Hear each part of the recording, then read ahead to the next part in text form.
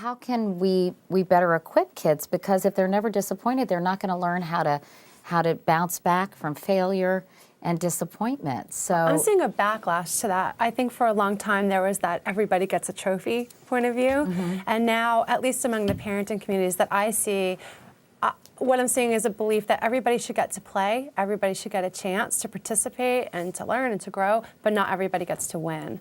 And that to me seems to be reasonable and more akin to what life will be like. yeah. Well, I mean, you think if there are all these, we don't keep score in the soccer field. Well, ask the kids. The kids keep score. The parents may not, but the kids know that kid got this goal and this kid missed it.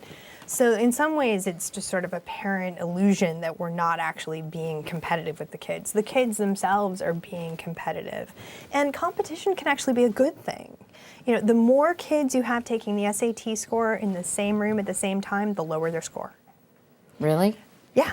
And they found that, and they've done IQ tests and all kinds of things with the same pattern. Competition is personal. If I know you studied for 4 hours for that chapter test, then I think, hey, I need to study for 4 hours on that chapter test. If everybody's sort of treated as equal and we never actually get to see some of that competition, we may be missing out on a way to improve ourselves. I mean, that's the bottom line, is how do I get better?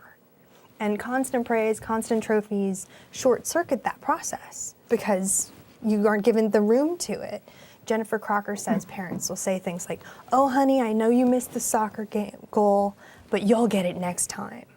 And the message is, failure is so terrible we dare not speak of it. So what do you say? You missed it, and I can't believe it. We're going to go practice for 6 hours on Saturday? Well, what I would say was, you missed it.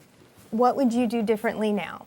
Would you practice more? Was it that you weren't feeling well? Asking them to reflect on why there was a blank mistake. happens? And that works too. That works too.